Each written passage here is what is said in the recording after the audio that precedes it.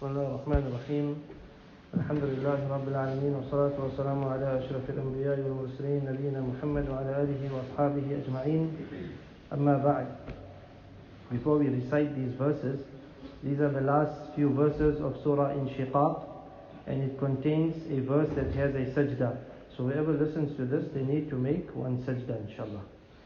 أعوذ بالله من الشيطان الرجيم بسم الله الرحمن الرحيم فلا أقسم بالشفق والليل وما وسق والقمر إذا اتسق لتركبن طبقا عن طبق فما لهم لا يؤمنون وإذا قرئ عليهم القرآن لا يسجدون بل الذين كفروا يكذبون والله أعلم بما يوعون فبشرهم بعذاب أليم إلا الذين آمنوا وعملوا الصالحات لهم أجر غير ممنون.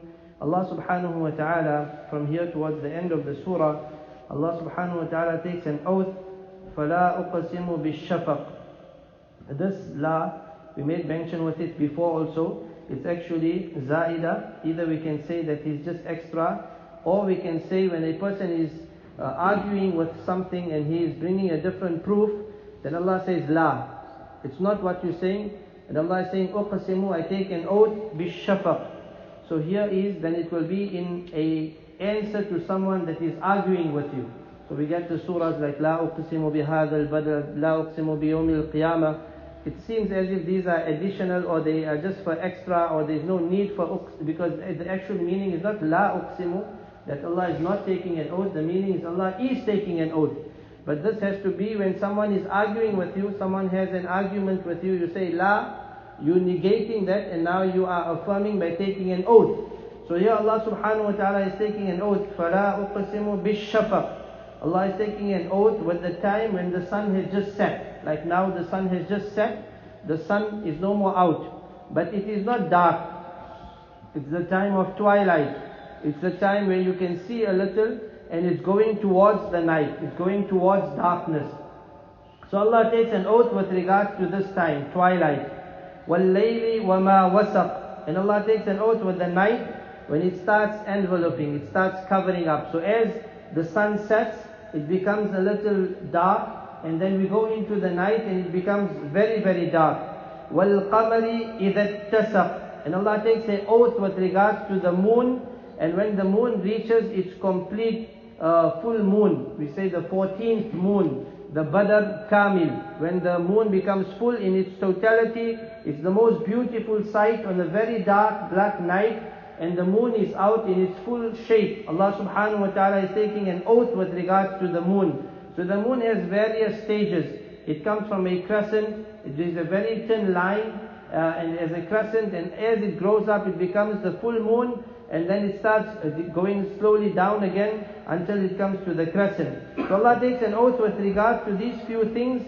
لَتَرْكَبُنَّ طَبَقًا عَنْ طَبَقٍ. Allah subhanahu wa ta'ala says, and in this manner we make this human being, you shall ascend, certainly ascend from stage to stage. This human being, Allah subhanahu wa ta'ala is saying, just like how different things process, like how the night processes. First it is in a specific shape, in a specific light, and then the light starts becoming very dark, it starts withering away, it becomes totally dark.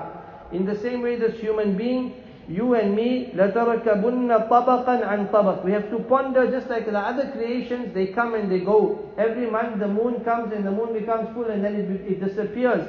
In the same way, we came in this world, we were nothing, we were made from a drop of impure liquid, came in the womb of our mother, stayed there for 9 months, came into this dunya. In the beginning stages, for the first good few months, a person could not do things by himself.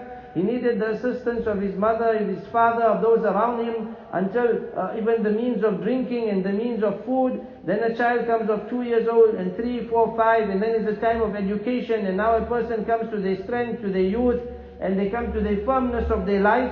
Then a person comes to the peak of their life, just like how this moon, and just like how the night comes to the peak. And before the night thinks that it is in its peak, just a few hours later you see the dawn coming, and Subh al-Sadiq takes place, and the darkness is broken, and you see light coming into existence. In the same way, everything has these cycles.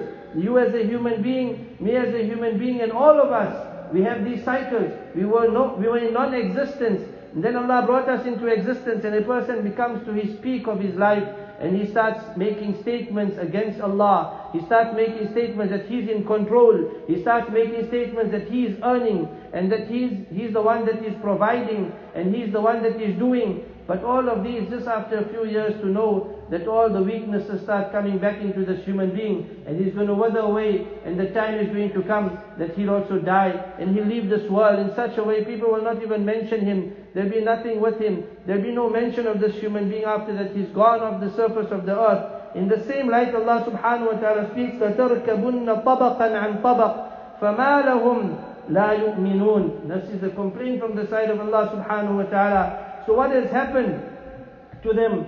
That they do not believe. After knowing all these signs, after seeing generations of people, after seeing the signs around us, huge creation of Allah, that show us they came into existence, they move, they disappear. This human being also will come, and he will have to return back unto Allah. وَإِذَا قُرِيَ عَلَيْهِمُ الْقُرْآنِ. And when the Qur'an is recited upon them, لَا يَسْجُدُونَ. They do not prostrate in front of Allah subhanahu wa ta'ala. This verse is a verse where a person, if they recite it, they need to make a sajda. If we ponder over the meaning, وَإِذَا قُرِيَ عَلَيْهِمُ الْقُرْآنِ. When the verses of the Qur'an are recited to them, they do not make sajda. This is the translation of the verse. This does not mean for every verse of the Qur'an we need to make a sajda. This does not mean that when the Qur'an is recited upon them, they do not make. But why we make a sajda here? Because Abu Hurairah radiallahu ta'ala anhu narrates, we heard Rasulullah sallallahu alayhi wa sallam reciting this verse, this surah. It was in Makkah, and Rasulullah sallallahu alayhi wa sallam, when it was revealed to him in Medina Munawwara, he used to recite this verse in the time of Abu Hurairah radiallahu ta'ala anhu, who accepted Islam to the later portion of the life of Rasulullah sallallahu alayhi wa sallam. It was in Salah, and Rasulullah sallallahu alayhi wa sallam, when he recited the verse, he made a sajda. So because Rasulullah sallallahu alayhi wa sallam made a sajda in this surah, and we have Iqra bismi rabbika alladhi khalaq, at the ending also there is a sajda. The hadith mentions where Abu Hurairah radiallahu anhu said, both of these surahs, Rasulullah sallallahu alayhi wa sallam made a sajda. Because Rasulullah sallallahu alayhi wa sallam made a sajda here, we make a sajda. So it's not just every verse of the Quran we recite, because this is the literal meaning of it. We don't make on every verse, but we make on this specific verse, because Rasulullah sallallahu alayhi wa sallam made a sajda on this verse. بَلِ الَّذِينَ كَفَرُوا يُكَذِّبُونَ. But those that are disbelievers, they belie. They just believe in Allah. They just believe in the verses of the Quran. وَاللَّهُ أَعْلَمُ بِمَا يُوعُونَ. And Allah subhanahu wa ta'ala is most aware. He knows that which they are storing, that which they are keeping. فَبَشِّرْهُمْ بِعَذَابٍ أَلِيمٍ. So Allah subhanahu wa ta'ala states, so give them the glad tidings of a painful punishment. إِلَّا الَّذِينَ آمَنُوا وَعَمِلُوا الصَّالِحَاتِ. Besides those that have iman and they do good actions. That means those that have disbelievers, they will get a painful punishment. But those that recite the kalima, they believe in Allah, they do good actions, for such people, لَهُمْ أَجْرٌ غَيْرُ مَمْنُونَ. They will have such reward, غَيْرُ مَمْنُونَ, that will never be interrupted. It will never come to an end. It will be a perpetual reward that will be established for them. May Allah subhanahu wa ta'ala give us the tawfiq of understanding.